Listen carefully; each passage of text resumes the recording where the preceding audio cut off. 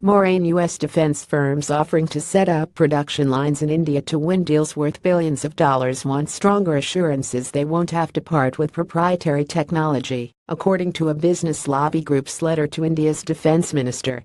These companies are also saying they shouldn't be held liable for defects in products manufactured in collaboration with local partners under Prime Minister Narendra Modi's Make in India's drive to build a military-industrial base.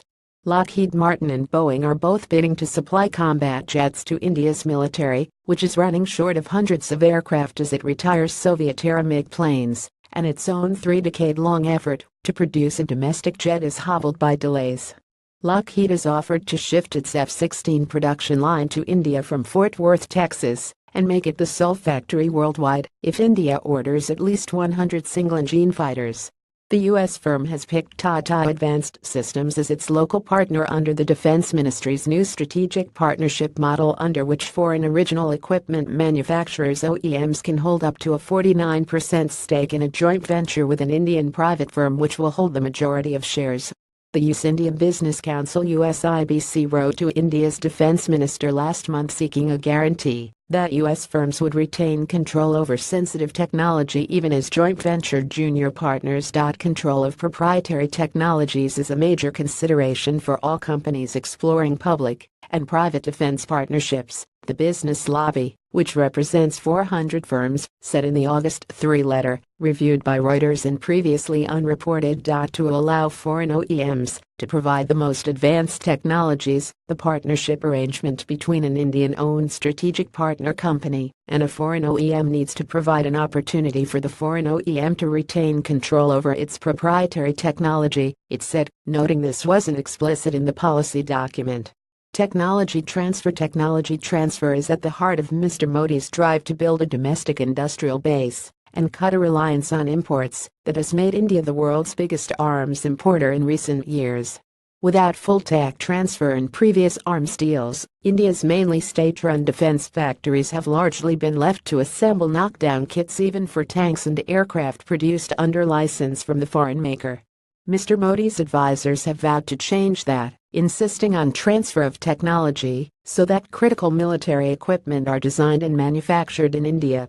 Benjamin Schwartz, USIBC's Director for Defense and Aerospace, said the new Indian policy offered a roadmap for establishing partnerships between U.S. and Indian companies, but it raised some questions for the firms. He said he was not in a position to name those companies concerned by the Indian policy, but there was a general desire to see increased clarity on several aspects, including the control of proprietary technologies. The USIBC also opposed a clause in the new rules that held foreign firms jointly responsible for the quality of the platforms provided to the military, saying legal liability is a significant factor in business decisions. We recommend the Ministry of Defense affirm that foreign OEMs will not be liable for defects outside their company's control, the USIBC said. Lockheed did not respond to a request for comment. Boeing, which is bidding for a separate contract to sell its FA-18 Super Hornets for India's aircraft carrier fleet, declined to comment on the USIBC letter.